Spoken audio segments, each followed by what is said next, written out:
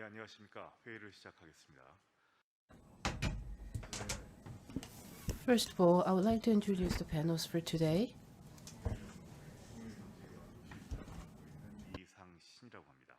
감사합니다. 소개를 시켜드리기 전에 잠깐 이제 회의 제목이랑 Let me introduce the session briefly and go through the content. So the session is titled KINU Unification Survey. 세 분의 발표자와 세 분의 토론자를 모시고 80분 동안 진행될 예정입니다. So the session will be proceeded together with Dr. Min Tae-eun and Professor Im Kang-il from Sookmyung University. And also we have Professor Gu Bon-sang from Chungbuk University.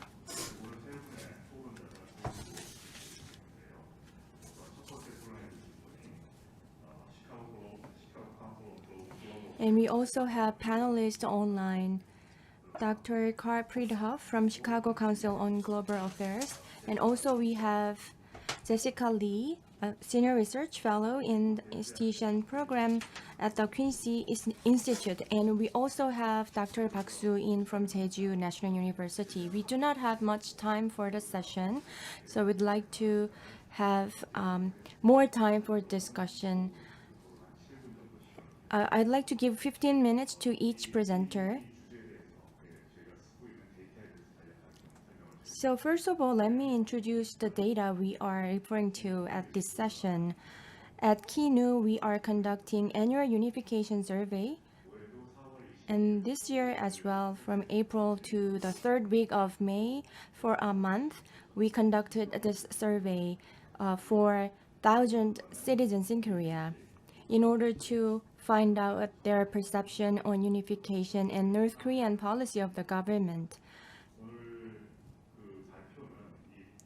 So the presentations today will be based on the results of the KINU Unification Survey. Dr. Min Tae-eun is going to talk about what South Koreans are expecting from the U.S. And the second presentation is about who is vulnerable to fake news regarding North Korea. So our focus is basically on the North Korean policy and unification. And these three presentations are all connected closely to the topic. Without further ado, let me invite the first presenter.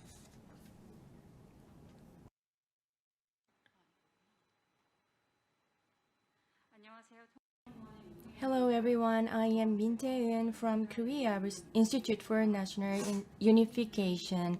As the title indicates, I'm going to talk about what South Koreans expect from the US. So my research is focused on the perception on North Korean policy as well as unification.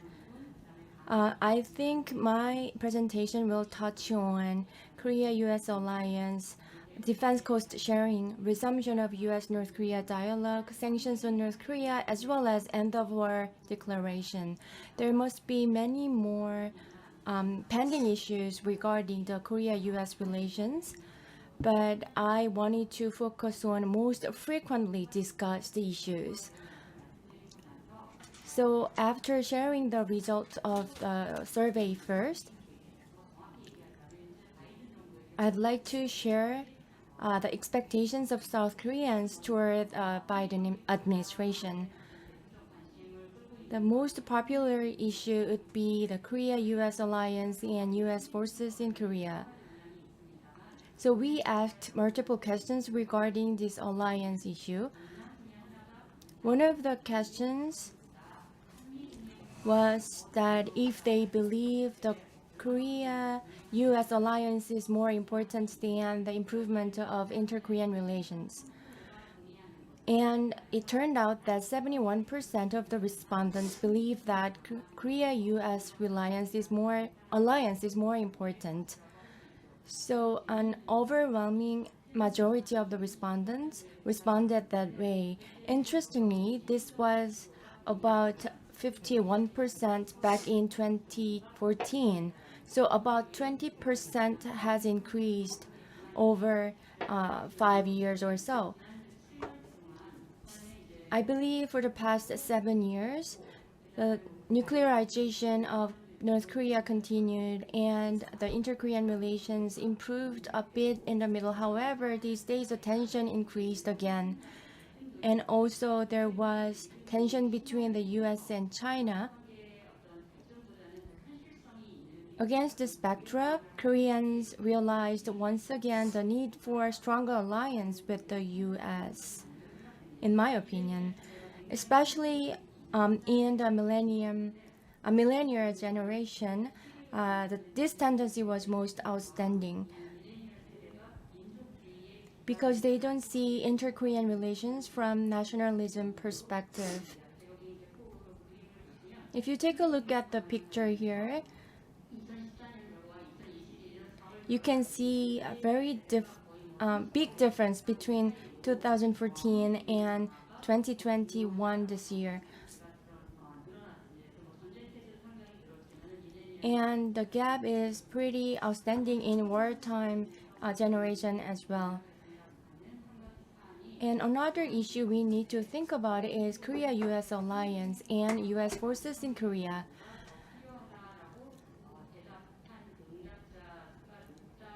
So I think this is related to the first question as well. And we asked if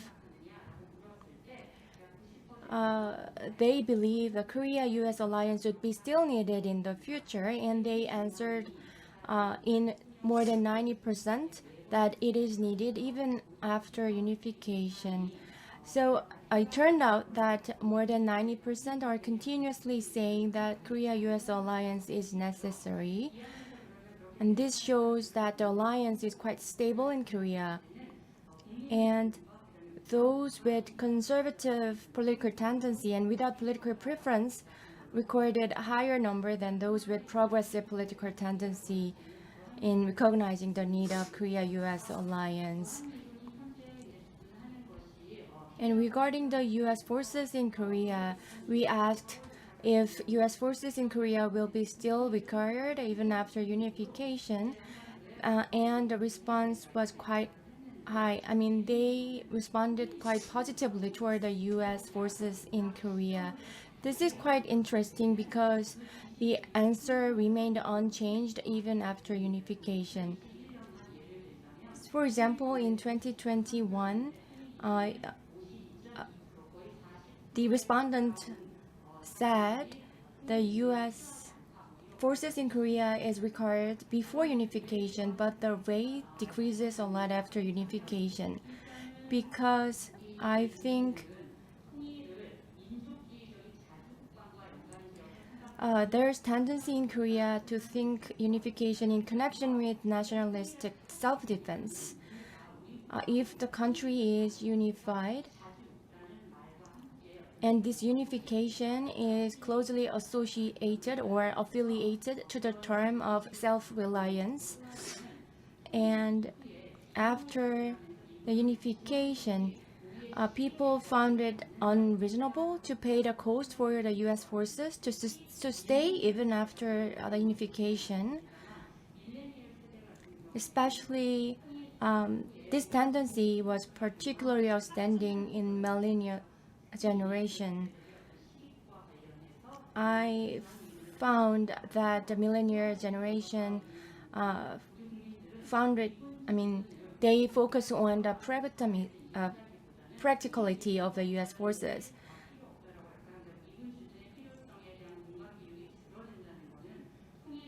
And I think in their point of view, US forces in Korea is not for the regional security, but for North Korea related risks. And also regarding defense cost sharing, we asked if they think the cost sharing is too low, but almost no one answered it's too low. The majority of the respondents said the burden is too heavy on Korea. And there was no specific pattern difference by political tendency. Regardless of their political orientation, the majority of respondents believe that the defense cost sharing is too burdensome to Korea. Also, interestingly, both millennial generation and war generation showed similar responses.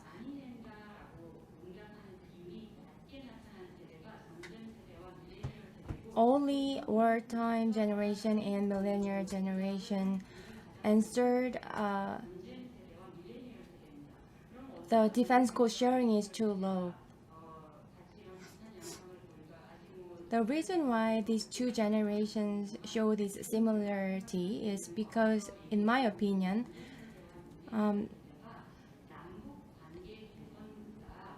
they put more priority on the U.S.-Korea relations than the unification of two Koreas.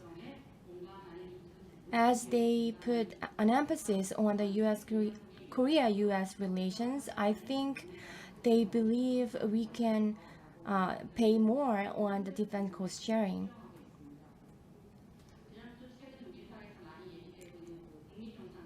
And also, we talk a lot about the possibility of the resumption of U.S.-North Korea dialogue.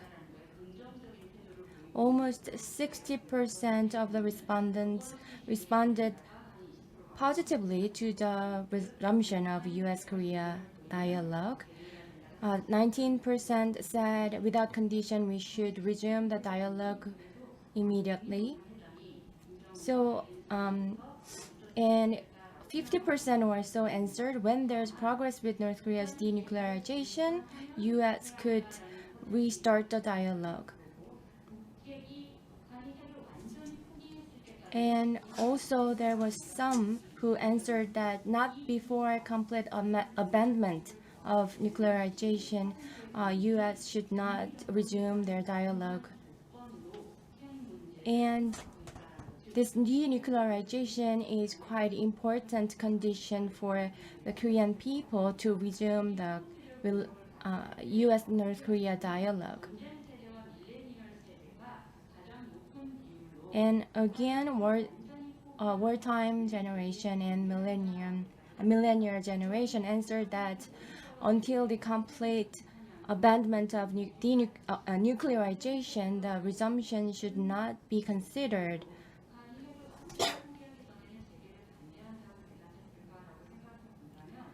If we think about the reason behind, I think the wartime generation, they experienced war, Korean War, and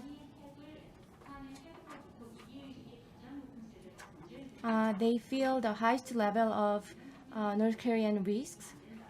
In that regard, I believe they had more tendency to think that the resumption of U.S.-North Korea dialogue should not be considered unless denuclearization is complete.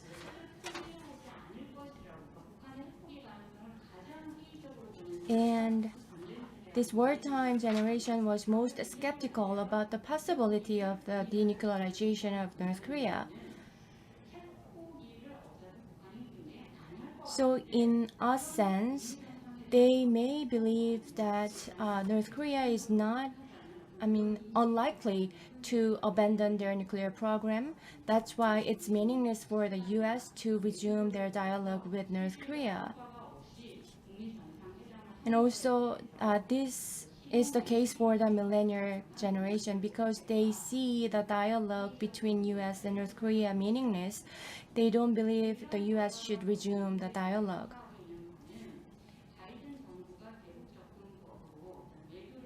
So the Biden administration is taking more like a bottom-up approach based on tangible achievement. And I think majority of Korean people are reacting in a positive manner.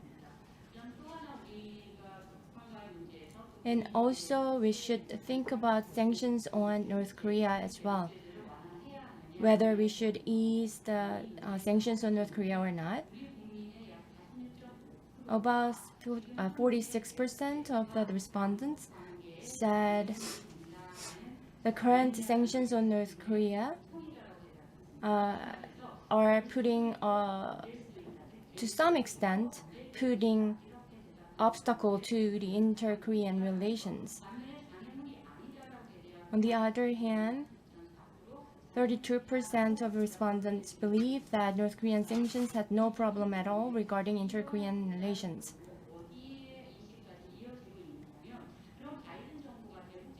And when we asked if the Biden administration should ease their sanctions on North Korea, the majority of the respondents said the sanctions should remain unchanged. So the sanctions on North Korea could possibly be obstacle on the inter-Korean relations. There were some who believe that the North Korean sanctions should be eased as well, because some of the respondents in the first question believe that North Korean sanctions are too much at the moment. When we compare the responses based on political orientation, but regardless of political orientation, the biggest number of respondents wanted the Biden administration to maintain the current level of sanctions. But among those who wanted to ease the sanctions, progressive political orientation took the largest portion. So the policymakers need to consider potential conflict political orientation can cause. And to change the sanctions, those who want sanctions to remain unchanged can change their perspective. Let me summarize. Lastly, end of war declaration should be considered as well. 73% of respondents said the South Korean government has to convince the U.S. to declare the end of war. It was regardless of political orientation and generation. Wartime generation and millennial generation recorded the highest percentage of saying yes to this. Ironically, these two generations wanted the strong U.S.-Korea alliance the most.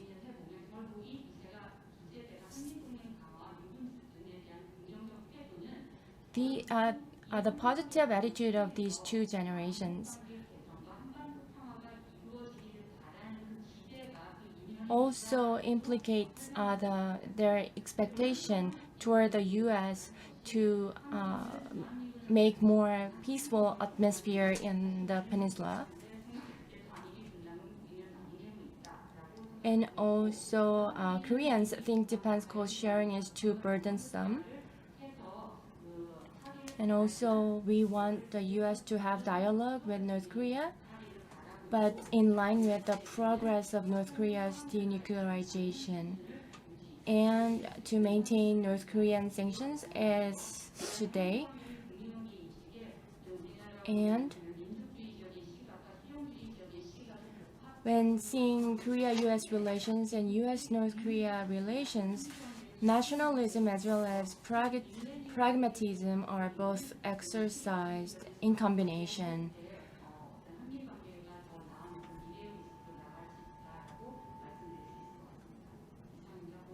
This concludes my presentation. Thank you for your presentation. Please turn off your microphone,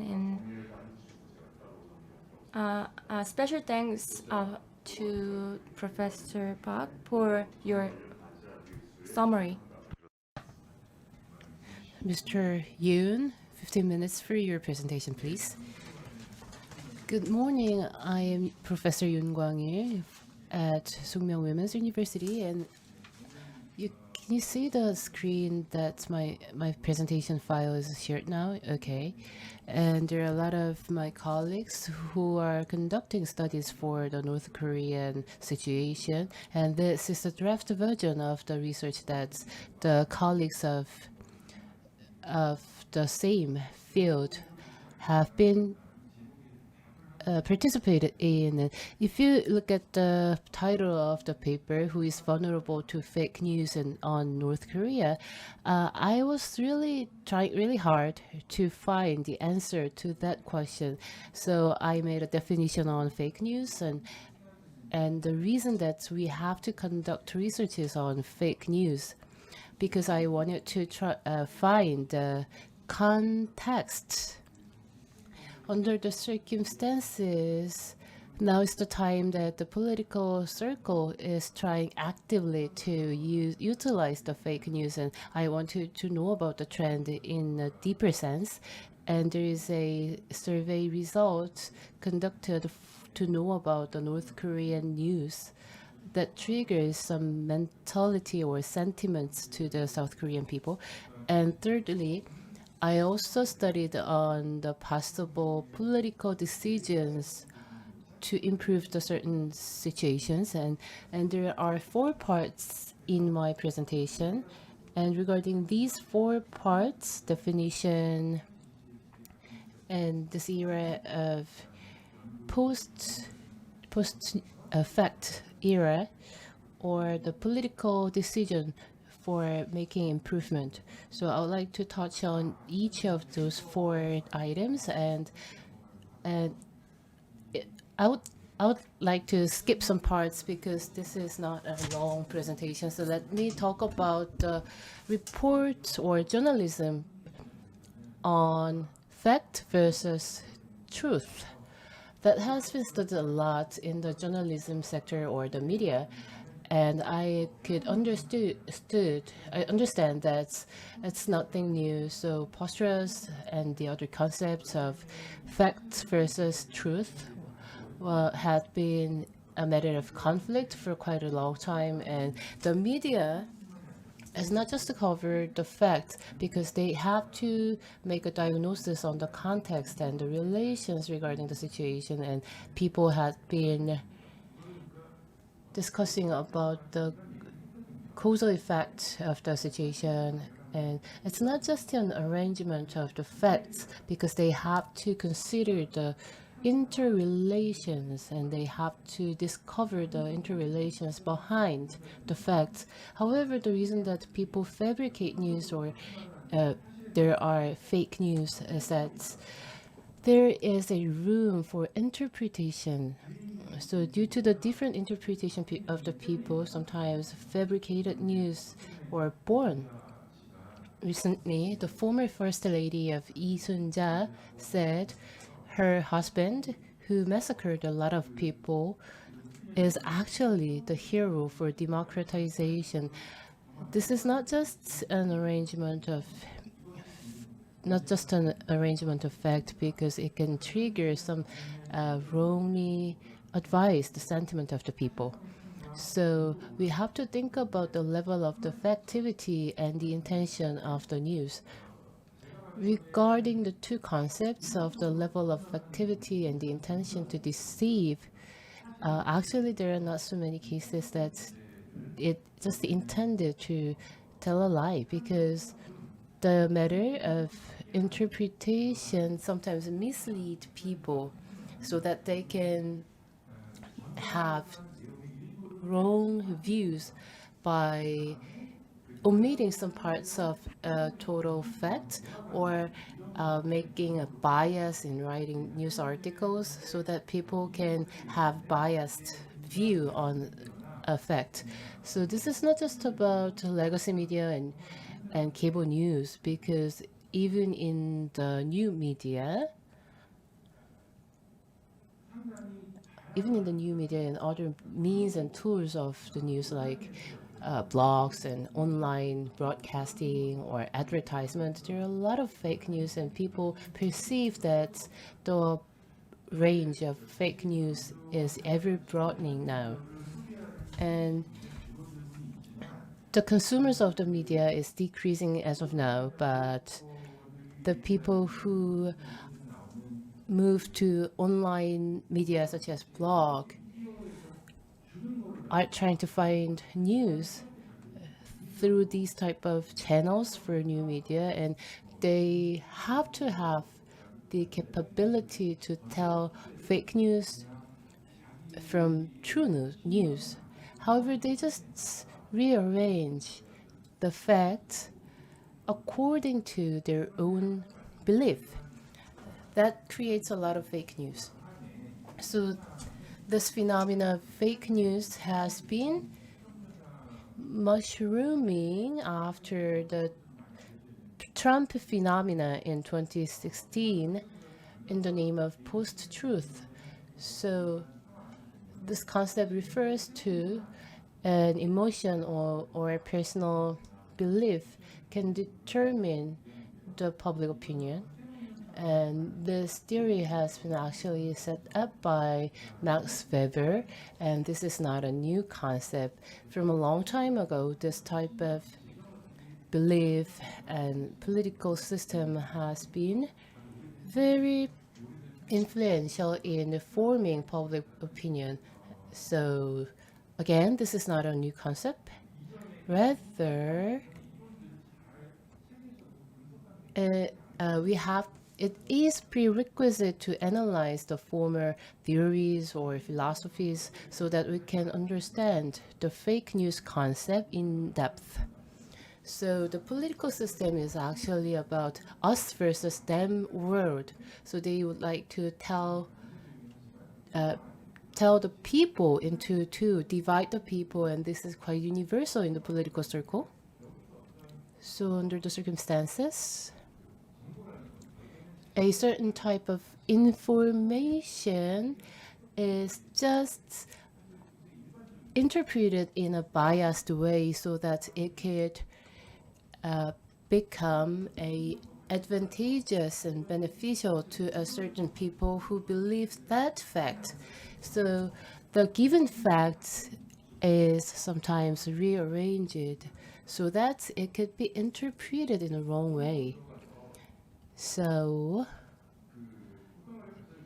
there are a lot of news articles that are actually fabricated on North Korea, and I've been conducting research on those type of articles, and the fake news is not actually defined by us, because there are some online media and legacy media who just generates a lot of fake news on North Korea, and there is a Seoul National University institution which is called Fact Check Center, and they categorized the fake news into 8 items, and they just analyzed the titles of the fake news, and they conducted a survey on true-false questions so that the analysis would be made. This is the titles of 8 news articles on North Korea. As I told you before, this is not done by us. This is done by Seoul National University Fact Check Center. So there is a true 100% false and mostly false, and the other categories of half and half, and mostly true and true. So there are a lot of titles like the North requires 200 trillion won from Korean national pension, or a news on uranium waste radiation figures, and the national security law violation of President Moon Jae-in because he just crossed the demarcation line. So this type of news should be identified as true or false questions, and if it's possible, then the reader could be identified as he has the capability to tell the fake news from true news. So based on this methodology of the survey, we just analyzed the identification on fake news, and there is a Korean act to ban the propaganda toward North. And regarding that news on this act, most of the people said it's mostly fake. So if you look at the graph here, if you see the right side of the slide, if the bar is long, then it means then that the news would be false. And in that case, the identification capability of the reader could be quite lower than the usual. So if they are just deceived and misled by the fabricated news, then they cannot have the capacity to tell the differences between the two types of the news. So this is about belief and non-belief. So if they answer that they don't believe that, they don't trust that news, then they are capable of telling the fabricated news from the true news. So this could be summarized as this. What's quite interesting here is that those who are over their 30s, they are quite capable at identifying fabricated news. But those who are quite younger are not yet equipped fully with the capability to differentiate those type of news. So in that case, it turned out that females are slightly more vulnerable than male. However, there was actually no differences according to the educational level. And those who are in the lower income family were not less vulnerable to fake news. So those whose income level is quite higher than the average were not vulnerable. And in Korea, there are two parts of political supporters or groups according to political spectrum. So some are conservative and some are progressive. And the measure to tell the progressive from conservative actually is about their viewpoints on North Korean situation. That's one of the measures that are used to tell one's political spectrum. And then it turned out that those who support the Democratic Party and those who have political views quite progressive were less vulnerable to that kind of fabricated news.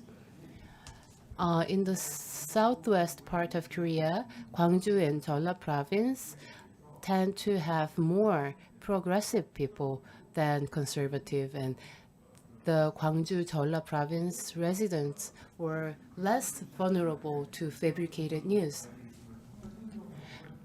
And what's more interesting was that the legacy media or cable broadcasting stations and other conventional journalism, consumers tend to be less vulnerable to fabricated news because they had higher identification capability on fabricated news, and those who have used the internet for a longer time, they were very vulnerable in identifying fabricated news from true news. Lastly, so I'd like to touch on how to deal with the fabricated news. Actually, people need to interpret the facts so that they can reach truth. And the framework for interpretation would be his own value or belief. So when people I don't think people are upset with the intentional lies, and they are just determined by their own identity, political identity, and their own value, because they tend to interpret a part of news for their own convenience. That's the root cause of the situation, and they tend to accept the facts in the news that are proper for their own value. And lastly, this is quite controversial, but those who are in the right are more vulnerable to the fake news, and this is quite controversial, but we have to have a countermeasure tailored for those people. This is all about it, and thank you for listening. Thank you. That's quite a huge presentation, so I was worried, but he was in time. That's really nice. And lastly, other presenter, Mr. Koo, will deliver his presentation.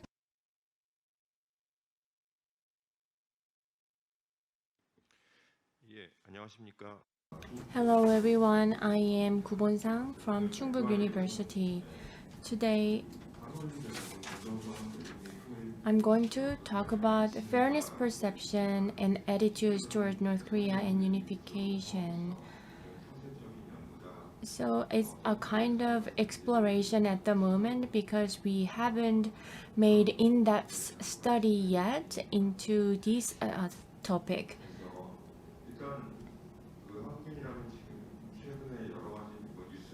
We Koreans are familiar with justice and fairness related news all the time. In the current administration in Korea, there have been many issues over social justice and fairness, like temporary workers became regular workers, and organizing single inter-Korean hockey team, and also the female quota or regional quota also sparked controversy.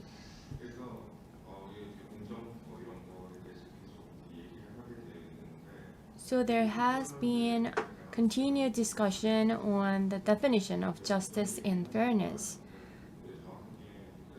But the definition could be made in various ways. It could be contradictory, or there could be multiple definitions at the same time. But the thing is, people's perception and fairness actually impacts their assessment on the state affairs and the government approving rating as well. So I am interested in if we could connect perception and fairness with perception in North Korea and unification, and if it could be linked to our attitude toward North Korea. As I mentioned, the perception on fairness could be defined in various ways. In my study, I tried to categorize fairness perception based on two questions regarding income and income-related questions, and categorized the perception into 4 types. First question was, wage gap between large company and SME is because of individuals' capability difference. And second one was, if 2 people carry out the same work at the same time, these 2 have to get paid equally. As you can see on the table here, there could be 4 categories according to the answers of the respondents. First of all, I named it receptive to discrimination group. These people believe that income gap is inevitable between large company and SMEs. So although they get the same level of work, there could be an inevitable gap in the amount of income. Second, I named a meritocratic group. These people believe that income should be determined in proportion to their efforts and capabilities. So based on the effort input, they believe the equal amount of income based on the work they invested. And third, I named a universal equality group. So these people disagree with income discrimination under any circumstances. And also lastly, there was inconsistent group. They answered on an inconsistent manner when responding to these questions. Based on online survey data, I tried to conduct a similar survey, and most of the respondents were negative towards North Korea. They believe North Korea doesn't deserve the benefit of unification. That was the main result of the study, I believe. But the data was limited at that time. It was survey online, and this KINU unification survey is based on a larger amount of data, and I think I was able to make more multi-dimensional analysis. So out of 4 categories I mentioned, meritocratic group makes up the largest portion. Second, universal equality group. And third, receptive to discrimination group. And lastly, inconsistent group. Today, I'm not going to touch on the last group, which is inconsistent group. Regarding their perception on unification, as long as 2 Koreas can coexist without war, unification is not required. This was the statement, and if they agree with the question, the respondents were categorized as meritocratic group. So not that they are actually against the unification, but they don't feel the need for unification that much. And also, we asked even if 2 Koreas are not unified into one country, as long as people can freely move and political cooperation is possible, it can be called unification. And universal equality group was found most flexible to the Confederation unification. And regarding the level of credibility in Kim Jong-un regime, we asked if do they believe Kim Jong-un regime is reliable to start dialogue, and almost 62% is not seeing the regime in North Korea is ready for dialogue and negotiation. Meritocratic respondents in particular were least negative to this question.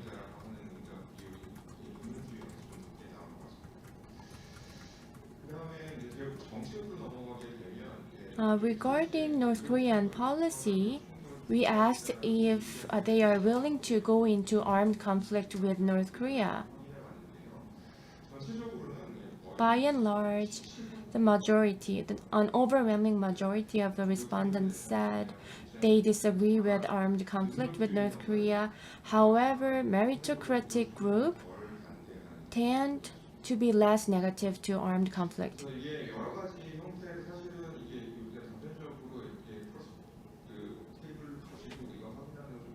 So this 4-type categorization has many limitations. So I wanted to make some controlled analysis, but still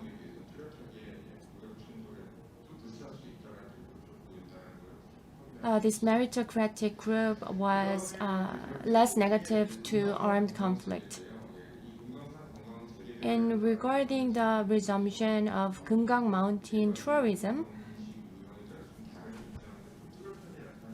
the difference in responses were quite outstanding here. A Universal Equality Group was significantly more positive towards the idea. So although the tourism to Kumgang Mountain is resumed, as the mountain is located in North Korean territory, so if there's any accident in the future regarding the tourism, the responsibility should be taken by North Korea. And also the cost, other risks could be also taken by individuals who participate in the tourism. So in that regard, the respondents found no reason to go against Kumgang Mountain tourism, I believe. And also I controlled other variables like region, age, gender, ideology, political orientation. And also there was differences in the response between different four groups. And also regarding the stronger support for North Korean defectors, when the government provides more assistance to North Korean defectors, we South Koreans should pay more tax.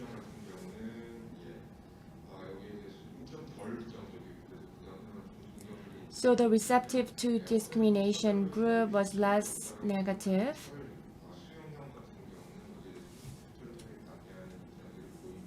More negative, sorry. And also there was a discussion whether we should provide medical aid to North Korea regarding the pandemic situation. COVID virus is possibly spreading in North Korea as well. So we asked, what do you think about the idea that South Korea provides medical supplies to North Korea?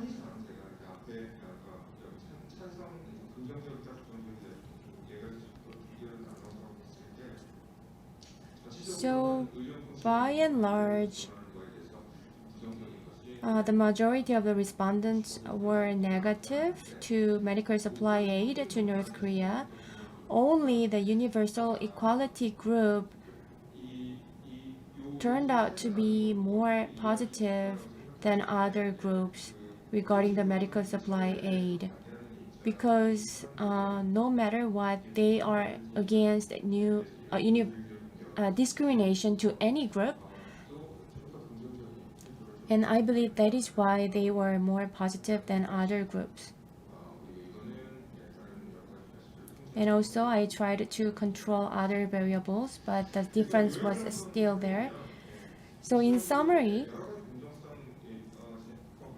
there has been much controversy over fairness. To be exact, our definition and understanding of fairness.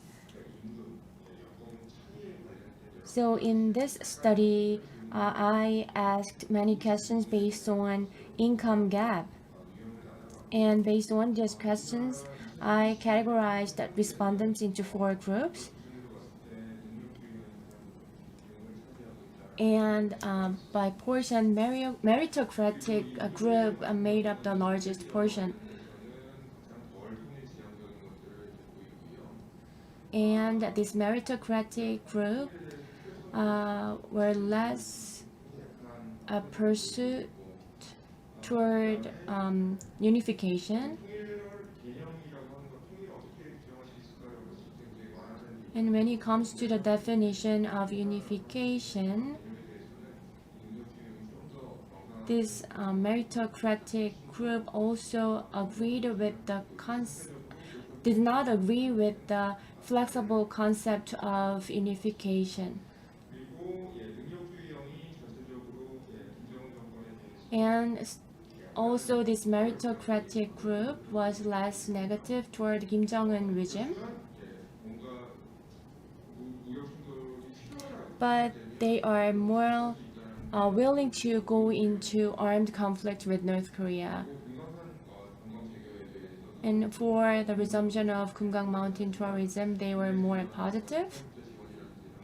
But they didn't like the idea of providing more aid to North Korean defectors or providing medical aid to North Korea for the pandemic control. On the other hand, Universal Equality Group was more flexible regarding aid towards North Korean defectors as well as North Korean people. As I mentioned, this study was more like an exploration stage.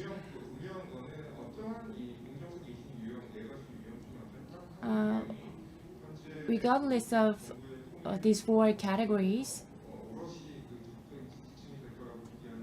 I don't think one specific group will provide unconditional support to the North Korean policy at the moment,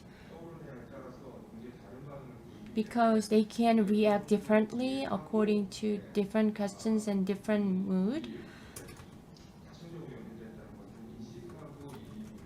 So we need to understand that these questions and responses are connected in multi-dimensional way. I think he made very exemplary case for this public presentation, perfect presentation. Regarding this presentation, we have three panelists to discuss. Let me introduce Mr. Carl Friedhoff from Chicago. Dr. Lee, thank you very much, and thanks to all the professors for their presentations. Before kind of talking about each of the presentations in turn, I'd like to look at one overarching theme that I see connecting through all of them, and that is the lack of polarization in this, right? You know, this is one of the big themes that when we talk about Korean politics and in the US as well, is how polarized things have become, at least on the domestic front. But when we look at this, you know, whether it's generational, whether it's ideological, and now increasingly gender-based, that doesn't really come through in any of the data. There are gaps, certainly, and we see some of those, but not in the way that you would see 40 percentage point gaps or 50 percentage point gaps in extreme cases. In fact, the gaps are quite narrow. And I think that's something that for those of us in the US especially, we see a lot of experts and analysts here who map polarization onto everything in Korea, right? And that doesn't quite exist in a lot of the foreign policy instances. So I think that's really interesting, and this is a very good demonstration of that, even though there is, you know, ideological and generational gaps in other places that we see come out all the time. We don't necessarily see that here. I really enjoyed Professor Min's presentation, especially with a bit of the focus on the millennials of this, right? The fact that they don't see inter-Korean relations from a nationalist perspective. They're quite pragmatic about it.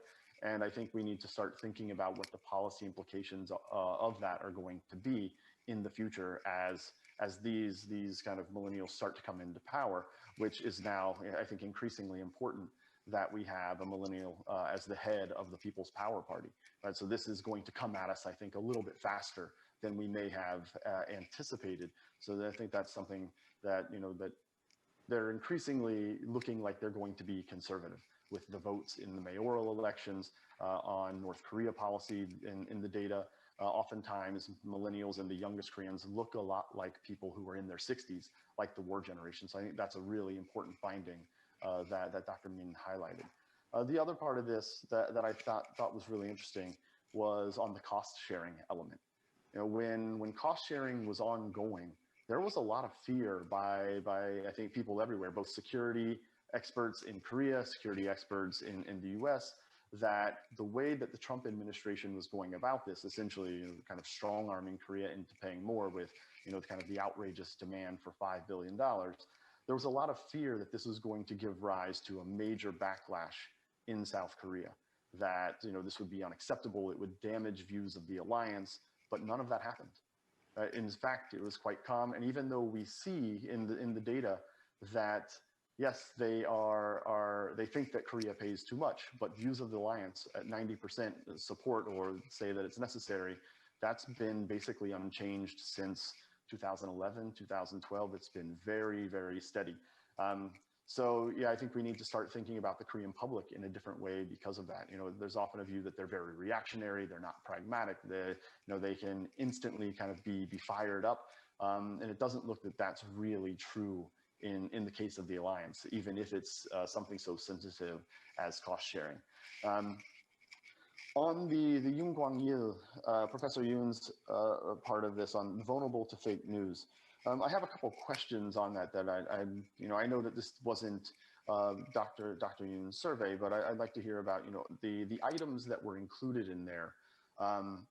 It seems that they were all fake, and I'm wondering if these were part of a broader survey where they actually had things that were true that were inserted in there for people to be able to actually see if they were able to identify what was true and what was not. I didn't see that in there. I may have missed it in my previous kind of review when we were handed out the material. So I'd like to hear about that. We did see that the youngest Koreans looked most vulnerable to fake news. In some ways, that isn't too surprising. I think there might be two things going on there. Number one, they're obviously the most plugged in. They're probably watching the most on their handphones, on their mobiles. So they're seeing a lot more. They're flooded with information. So that's probably one theory, that because they get so much information, they're less discerning about that information. But the other part of that is that, as we saw, I think, in previous data in Professor Min's presentation, is that they're also just least interested in North Korea. So I'm wondering if that is funneling into that as well. So I wonder if there were overlays for that, or maybe the data set didn't include that. That might be something to look at in the future. And on Professor Gu's presentation, I found this to be really fascinating. This idea of fairness and how it might map onto attitudes towards North Korea. It seemed like the data set was relatively limited.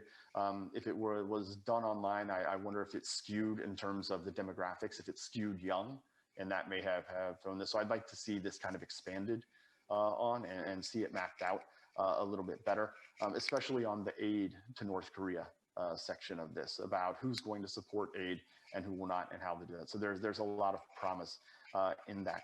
But again, throughout this, even though there were gaps between being able to discern fake news and not, still a lot of consistency across groups. And so for me, as I wrap up my comments, I think that's the really big takeaway from all of this, that that the Korean public is very pragmatic about foreign relations, and it's quite aligned despite all of the ideological, generational, and increasingly gender-based gaps that exist. Thank you. Thank you, Carl. 예, 코멘트를 잘 들었고요. Thank you for your comments. From 2014, we have been collecting the relevant data, and as Mr. Carr said right now, the Korean public opinion is quite bipolarized on their tendency and attitude toward North Korea. However, most people are very pragmatic in approaching North Korean situation, and it turned out that people are quite improving their views on North Korea. So I totally agree on your analysis. And next, Jessica Lee. Yes.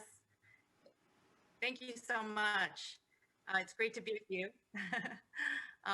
So Carl gave a great presentation, and I'll try to not duplicate my remarks. I apologize if there's an echo. Please stop me if there is. So I thought, to start, Dr. Min's presentation was excellent.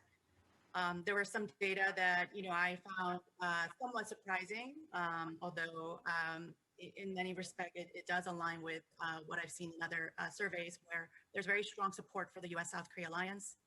I found it interesting that 75% of the respondents, roughly 75% of the respondents, said that South Korea was paying too much for the protection of the American armed forces. And that, I think this is an important space for American policymakers to watch, as misunderstanding or resentment about the SMA could create friction in bilateral relations if left unaddressed. I think on US-North Korea diplomacy, the majority of the respondents of the survey seem to favor negotiations toward denuclearization and maintenance and sustaining of sanctions throughout that process. At the same time, there seems to exist strong support for political reconciliation between the two countries as well. On formally ending the Korean War, respondents from all age groups seem to broadly support the United States declaring that war over as part of building a more peaceful and durable Korean Peninsula. I agree with Dr. Min that strong support for sanctions and strong support for formally ending the Korean War might pose practical challenges and may need to be deconflicted if they were to be implemented. The similarities between the millennial and the wartime generation that Carl alluded to, I also found very interesting, including the similarity in support for the US-South Korea alliance. And I think it would be really interesting to see if there is continued alignment between those two generations in terms of their perception and vision and hopes for the US-South Korea alliance and US's role on the peninsula post-unification. I'll move on to Dr. Yoon's presentation, which I also really enjoyed. Obviously, fake news is a big problem in the United States as well. If you read the Washington Post this morning, there was a special story about a shadow reality world that's emerging here in the United States that is being funded in part by pro-Trump millionaires with the goal of perpetuating conspiracy theories about how the 2020 election was stolen. On North Korea, fake news can be used to generate anxiety and fear within the South Korean public, as Professor Yoon explained. For example, over 50% of the respondents believe that under the ban on anti-North Korea leaflet act, sending a USB drive of Korean drama across the border between North Korea and China would be punished. We know that the reality is that the leaflet ban does not apply to those flown from third countries.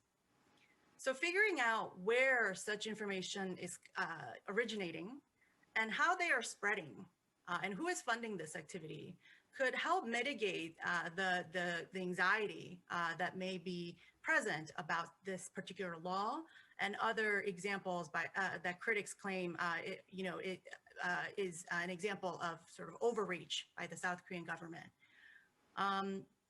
I'll move on in the interest of time to Dr. Koo's presentation, which I also thought was excellent.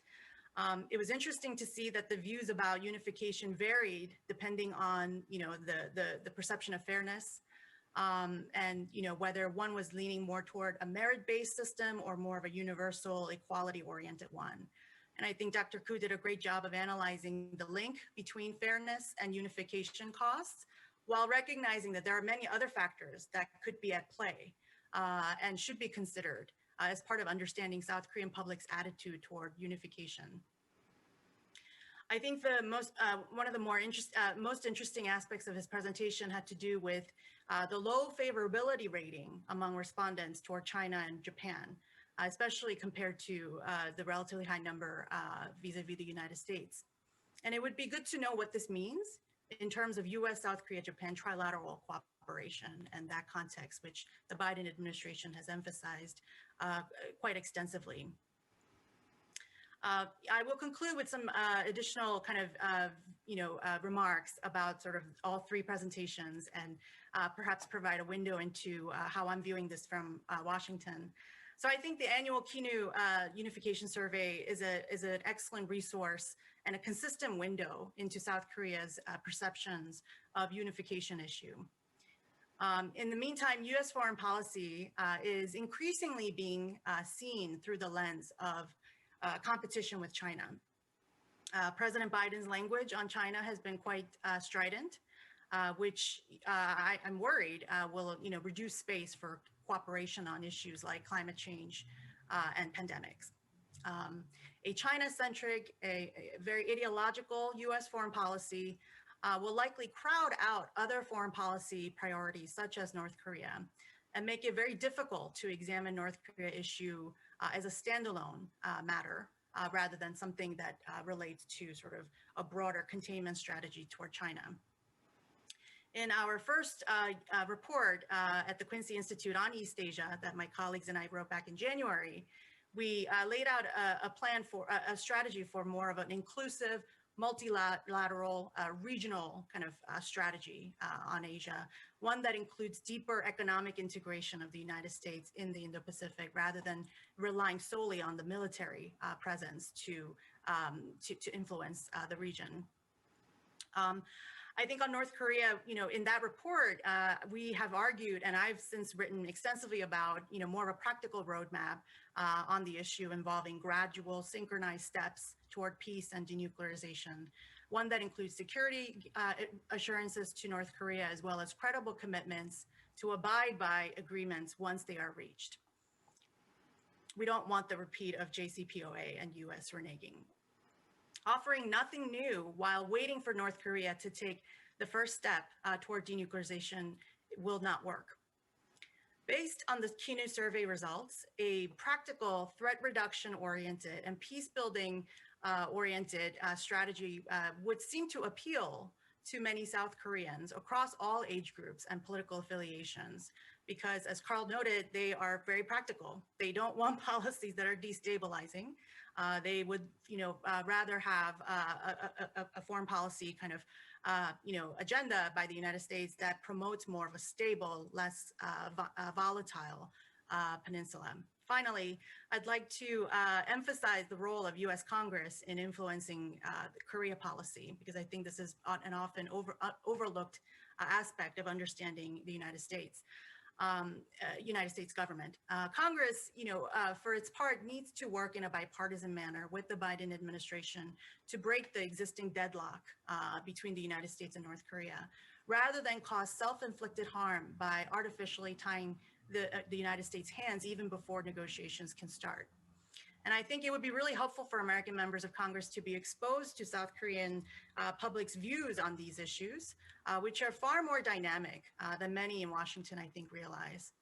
Conversely, I think it would be good for outside groups to follow Congress more closely and to understand what shapes their views, how they gather information, who is represented in public debates and hearings, and what viewpoints are left out.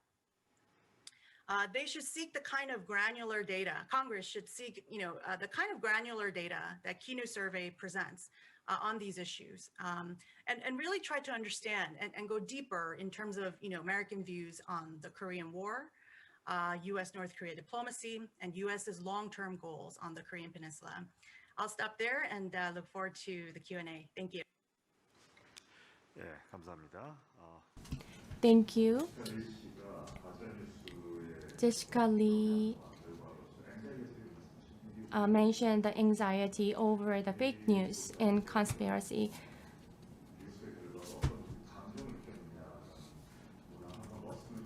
So I thought we could have added a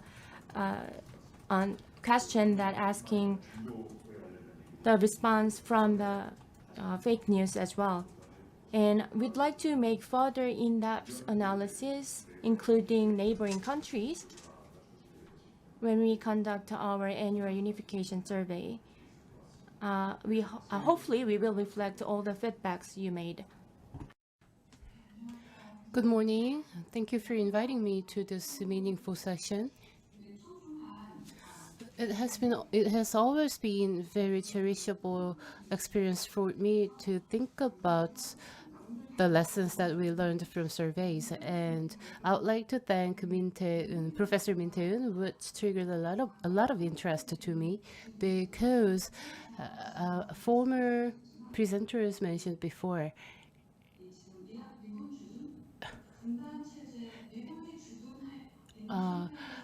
these days in Korea, South Korea, the U.S. Army is stationed in Korea, and under the circumstances, Korea is divided into two, and this is quite soundly supported.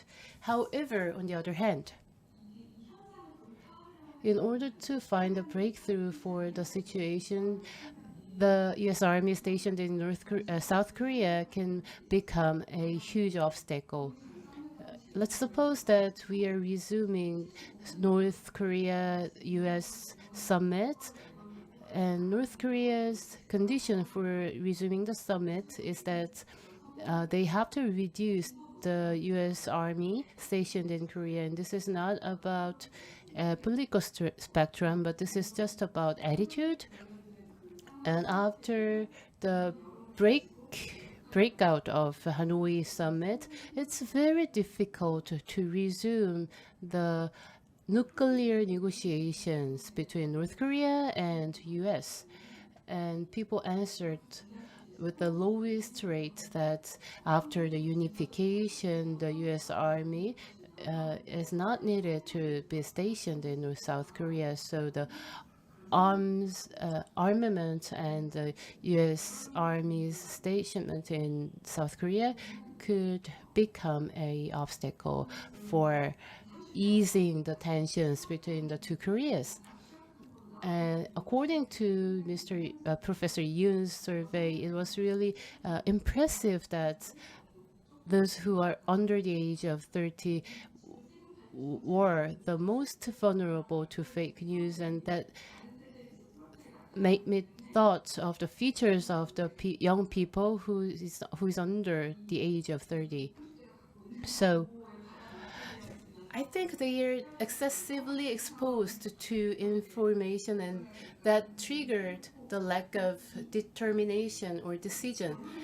So according to the results from your survey, those who are in the right side of the political spectrum are more vulnerable to fabricated news. However, I thought that conclusion might be quite risky, because the items of the titles of the news articles are just on North Korea. And as you mentioned before, that's one of the biggest measures that tells the conservative from the progressive. So that's one of the items that creates and generates a lot of fake news, because the fake news are generated intentionally to gain consensus and sympathy of the conservative people. So I thought the theme of the survey was quite specific on the targeted subject of on North Korea, because it does not seem quite general, and that was the same with the presentation of Professor Koo. And it was really nice to confirm or clarify on the political tendency of the conservative people, young conservative people. And during your presentation, Professor Koo, that made a lot of sense, because the generation who experienced war and the younger generation are quite different from each other. So because the tendency of the conservative people in the elder generation and the younger generation are quite different, because the younger conservative generation cherishes and values the concept of fairness. So they are quite pragmatic, conservative, and they don't like to argue with the progressive people. That's the characteristics of the young conservative, because they are quite open-minded and they are ready to exchange their ideas, but they are not really assured, and they don't like to express their voices over the other people. So the level of the coordination for these young generations must be developed in terms of policies or political methods, because this is quite different from the conventional difference between the conservative and progressive. We are moving out of the given framework. So if we think out of the box, then we can set up a more effective North Korean policies. Thank you. Thank you for your comments. And Professor Yoon need to answer, but I also have knowledge about the conservative people and their tendency on fake news. So the survey that they are quite vulnerable to fake news. Actually, we have accumulated data, and thank you for the nice questions and nice discussions. And one presenter will give in 2 minutes from Professor Min. I don't have any addition to make because this survey has not come to an end yet. I'd like to finish this survey this year successfully. I'd like to say thanks to Jessica and Carl and Lee for your insightful comments. And I want to meet. I hope that we want to see each other face to face in person in the near future. Thank you so much. Thank you. 예, 저는 훌리오프 씨가 말씀하신 regarding the Carl's opinion about the limitation of my research. 상문에 넣어가지고 좀 식별하기 했었어야 됐는데 It's regrettable that I didn't add real news for the comparison with fake news. So going forward, I'd like to add some different sorts of news 굉장히 체크업을 할 수 있을 것 같아요. 실제로 so that you can make a straight up check on your own. And also, as the moderator mentioned,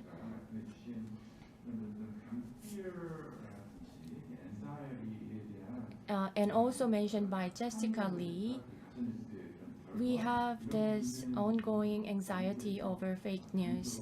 And let me include the anxiety issue in my follow-up study. And also regarding Professor Park's comment, let me share my result of study with you.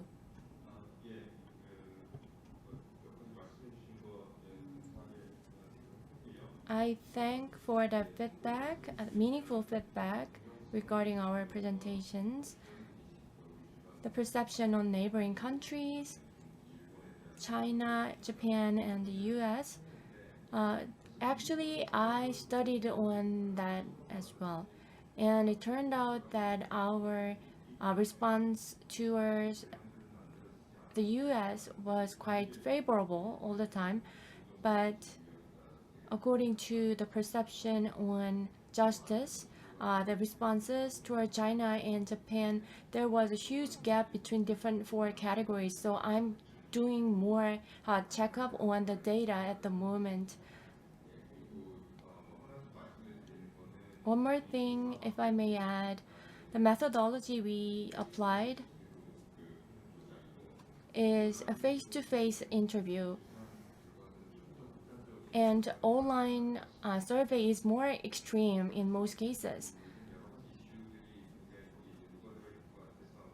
And I think it has many hidden issues on this online survey. So I may study on these factors on online survey as well in the future.